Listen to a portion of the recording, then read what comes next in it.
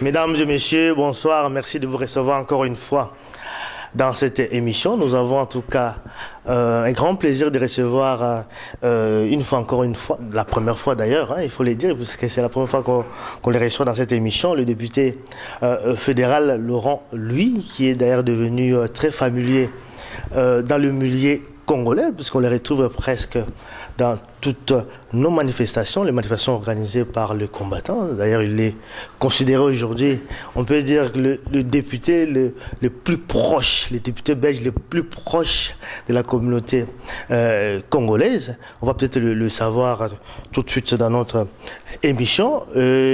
Avant d'ailleurs de passer la parole au député fédéral, je vais d'abord ici annoncer qu'une rencontre sera organisée avec la communauté congolaise. Ce sera le samedi 4 février 2012. Ça sera sur rue du Trône numéro 141 sur le café-restaurant Horloge du Sud, donc rue du Trône 141, avec le député fédéral Laurent Lui. Donc une rencontre avec la communauté congolaise pour essayer un peu de réfléchir en tout cas sur le Congo. Alors bonsoir Laurent Lui. Bonsoir. Voilà, donc merci en tout cas de vous recevoir ici dans nos studios. D'abord, la première question, c'est peut-être de savoir qu'est-ce qui vous motive en tout cas de vous rapprocher tant à la communauté congolaise? Écoutez, c'est assez simple. Ce qui me motive, ce sont des valeurs.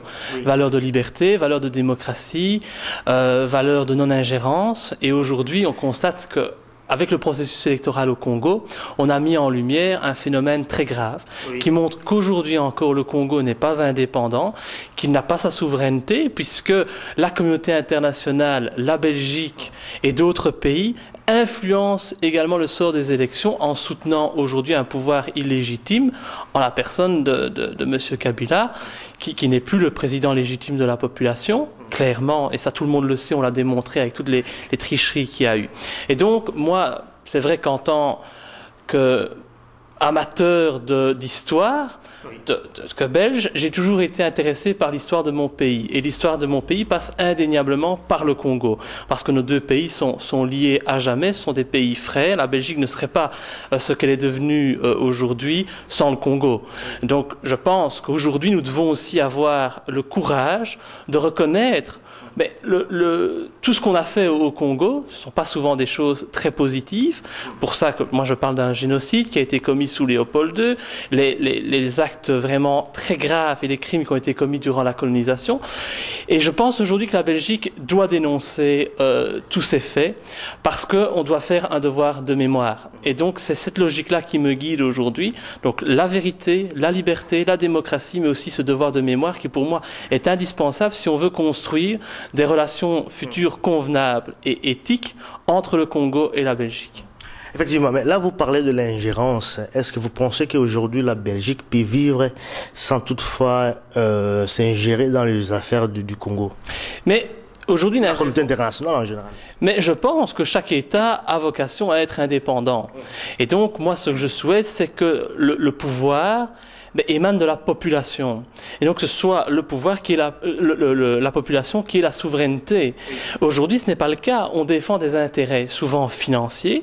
Souvent, nos hommes politiques ont des intérêts financiers au Congo. Je ne pense pas que ce soit normal que des hommes d'État aient des locations au Congo, s'occupent du diamant, de toutes les ressources naturelles qu'ils puissent avoir au Congo. Ça, je trouve que c'est pas normal. Il faut faire une différenciation parce qu'alors forcément, le pouvoir n'est pas objectif et la relation, elle est tronquée d'avance, puisqu'on défend non pas l'intérêt d'une population, et on le voit aujourd'hui, la population congolaise, elle meurt de faim, elle est opprimée par le pouvoir en place, et donc moi, ce qui compte, c'est de donner un nouvel espoir à la population et que ceux qui dirigent le pays travaillent dans l'intérêt des Congolais et non plus dans l'intérêt financier de quelques multinationales ou de quelques hommes d'État. Parce que ça, c'est totalement inadmissible et contraire aux droits de l'homme.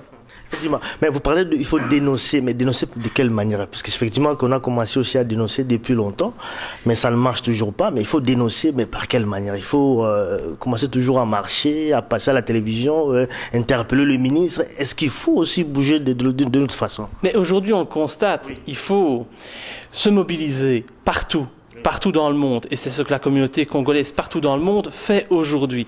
Mais il faut que ça se transforme en discours politique également. C'est pour ça que j'ai voulu absolument tenir un discours fort lors d'une séance plénière, en reprenant l'extrait de M. Lubumba, en accusant la Belgique de soutenir un pouvoir en place qui est le pouvoir de Kabila, avec le risque de verser dans une guerre civile, parce que le risque, il est là aujourd'hui. J'ai encore eu aujourd'hui des personnes de Kinshasa en ligne qui me disent qu'elles ont peur de sortir, parce qu'elles ont peur de manifester, peur de se faire tuer par les hommes de Kabila. Ce n'est pas une démocratie. Donc le pouvoir politique se doit de se réveiller. Alors, c'est vrai, peut-être qu'en Belgique, ce n'est pas évident d'accepter les erreurs du passé. Mais moi, je ferai en sorte que ce débat vienne au Parlement, comme je l'ai déjà fait. Je vais d'ailleurs encore déposer une proposition pour qu'on reconnaisse le génocide qui a été commis sous Léopold II. C'est important, c'est primordial, c'est comme ça qu'on va construire l'avenir. Donc il faut sortir des sujets tabous. Il faut renouveler également le monde politique. C'est évident. Vous savez, on vit en Belgique dans un semblant de démocratie. Tout le monde croit que c'est un exemple, nous donnons des leçons aux autres, mais nous n'appliquons même pas la démocratie chez nous. Le pouvoir est entre les mains de quelques partis, de quelques hommes forts, peut-être 7-8 hommes en Belgique. Et donc ça, ce n'est pas acceptable. La presse est entre les mains des pouvoirs politiques également. Il n'y a pas de presse libre véritablement, ou si peu.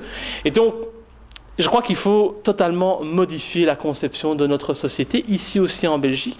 Et si on redonne le pouvoir à la population et non plus le pouvoir aux politiciens, comme je les appelle, ces gens qui font de la politique pour défendre leurs intérêts et non pas l'intérêt de la population, eh bien on va pouvoir modifier considérablement et en profondeur non seulement la situation en Belgique, mais aussi dans le monde et certainement la relation avec le Congo. C'est vrai, mais là vous parlez du génocide sous Léopold II, mais vous ne pensez pas que là vous risquez un peu de glisser sur la peau de banane? Mais écoutez, toutes les puissances colonisatrices ont reconnu les méfaits qui ont été commis durant la colonisation. La Belgique n'a jamais eu le courage de faire ce devoir de mémoire élémentaire. En 40 ans, sous Léopold II, 10 millions de Congolais ont été assassinés. On a pratiqué le travail obligatoire, le travail forcé. On a fait des exactions inqualifiables, des viols, toute la politique des mains coupées. Si nous ne sommes pas capables de reconnaître ces erreurs-là, c'est que nous en sommes encore plus loin que je ne le pense et que notre pays n'est vraiment plus une démocratie. Mais alors plus du tout. Parce que défendre l'indéfendable, ça ne fait pas partie de ma politique. Donc ce sera compliqué à le reconnaître.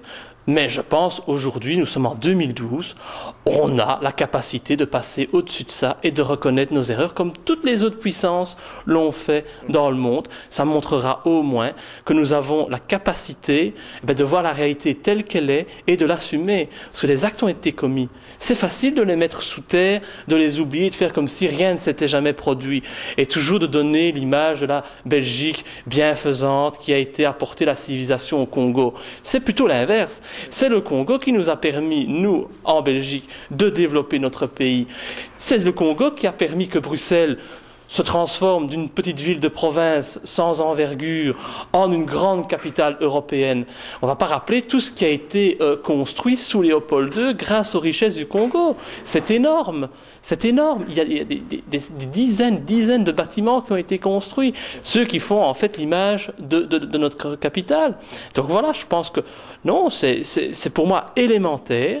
Et je demande sincèrement au monde politique d'avoir le courage de faire ce devoir-là. C'est facile de venir se présenter comme les défenseurs de la population congolaise de Belgique. C'est très facile, mais il faut que les actes suivent. Et moi, je suis vraiment déçu de voir qu'il faut attendre aujourd'hui que mon parti soit au Parlement avec un seul siège pour qu'on ose enfin parler de ces questions-là. C'est ça qui n'est pas normal. Et ça me révolte. Ça révolte, effectivement. Mais c'est vrai que là, il y a quelques jours, vous avez interpellé le ministre belge des Affaires étrangères sur les Congos. Mais quelles sont les retombées de cette interpellation? Ah, mais écoutez, aujourd'hui, le monde politique fait comme si de rien n'était. On préfère ne pas voir.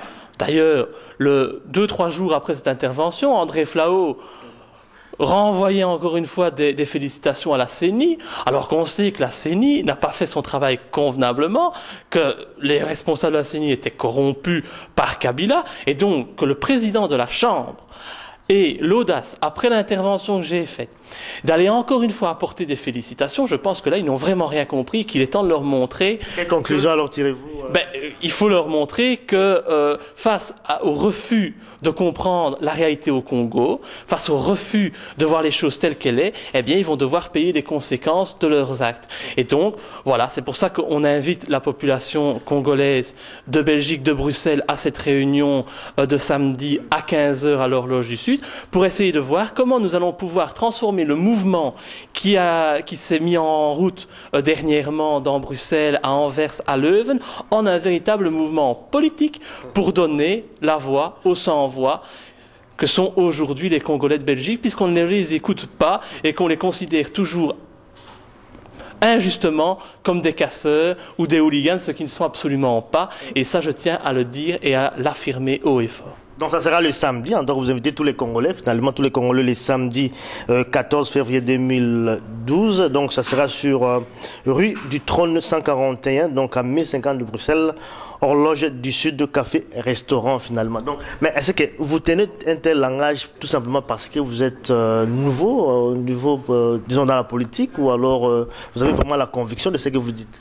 Écoutez, bien sûr j'ai la conviction. C'est vrai que je suis tout nouveau en politique, ça fait presque 2 ans que je suis élu, mais dès que j'ai été élu, nous fêtions alors l'anniversaire de l'indépendance du Congo, j'ai tenu exactement les mêmes propos et je ne connaissais personne au sein de la communauté congolaise. Donc le but n'est pas électoraliste, même si évidemment pour faire passer notre message, il faut avoir un poids politique, c'est évident, je ne vais pas mentir. Mais non, c'est un sujet qui me tient à cœur depuis très longtemps, et je pense que quand on défend des notions comme la liberté et la démocratie, on ne peut pas passer à côté. Et donc voilà, je sais qu'on peut très bien dire que ça peut être de la récupération ou autre, mais non, moi en fait je mène une politique différente que les autres. Les autres, ils défendent le pouvoir en place, ils défendent les intérêts qui sont déjà établis. Moi, je veux tout simplement rendre la parole à la population, rendre le pouvoir aux citoyens. C'est ce que je m'efforce de faire au niveau belgo-belge, on va dire, mais également au niveau de toutes les communautés qui sont opprimées dans le monde. Je pense à la communauté rwandaise qui vient également me voir et que je vais également défendre, comme la communauté congolaise, parce que je pense que ce sont des valeurs essentielles que nous devons rétablir dans notre pays qui se veut quand même une démocratie. Effectivement. Mais quelles sont vos relations avec les autres, vos collègues, en fait, des autres partis politiques, les partis traditionnels? Est-ce que vous avez l'impression qu'ils vous écoutent aussi? Oh non, bien entendu que non, ils n'ont pas intérêt à m'écouter, puisqu'ils ne veulent surtout pas m'entendre. Donc on fait tout pour ne pas me donner la parole. Mais ça, c'est habituel. Qu'est-ce que vous voulez? Ils ont l'habitude depuis des dizaines d'années de toujours travailler au sein d'une, je vais appeler ça une popote interne. Donc tout le monde s'entend. C'est ce que j'appelle la politique des petits amis, la politique des fils d'eux, qui protège les intérêts du père depuis des années à longueur de temps. Et donc forcément, moi je suis l'intrus. Je suis l'intrus. Mais je n'ai jamais eu de famille en politique, je suis tout neuf, mon parti politique se veut un parti tout à fait différent des autres, anti-système, anti-corrompu, et donc on est un peu considéré comme la bête noire, surtout le parti qu'on ne veut pas laisser parler, qu'on ne veut pas voir arriver, parce qu'on dérange le pouvoir en place et qu'on risque de porter préjudice à tous ces partis qui depuis des années n'écoutent plus la population. Voilà, donc vous n'avez pas la tâche facile finalement. Non, la tâche n'est pas facile, mais on ne fait pas de la politique pour avoir la tâche facile, on fait de la politique par idéalisme, c'est ce qui me conduit en tout cas en politique. Et donc voilà, les causes les plus compliquées sont les causes les plus belles et les plus nobles, et je pense que la cause de la défense du peuple congolais à travers le monde est une cause très noble, et donc je suis heureux de pouvoir être votre porte-voix, si on peut dire. Voilà, donc le rendez-vous est pris le samedi 4 février 2012 dans le Baron Raymond à Lingala pour la compatriote. Donc samedi 4 février 2012 dans Horloge du Sud, rue du Trône 141. Donc rencontre avec le député fédéral Laurent Louis, donc la commis vraiment défenseur et congolais. Donc na 15 heures. Je te pisse quand même heure. 15 heures, donc, Horloge du Sud, Congolais, donc rendez-vous avec le député fédéral Laurent Louis, donc rencontre pour discuter, en tout cas, pour réfléchir un peu sur Congo, avenir Yambo Cannabiso. Un mot de la fin, monsieur le député. Eh ben, écoutez, moi j'attends le plus grand nombre ce samedi pour qu'on puisse dialoguer, parce que jusqu'à présent on s'est toujours rencontrés soit au Parlement en petit comité, soit lors des manifestations. Ici, l'occasion nous sera donnée de vraiment dialoguer calmement autour d'une table, qui je l'espère sera très grande, pour pouvoir jeter tous ensemble les bases d'une meilleure coopération et d'un meilleur avenir entre la Belgique et le Congo, pour vraiment rendre un avenir acceptable à la population congolaise et être la voix de ceux qui aujourd'hui sont méprisés et abandonnés par le monde politique. Merci beaucoup. Merci beaucoup.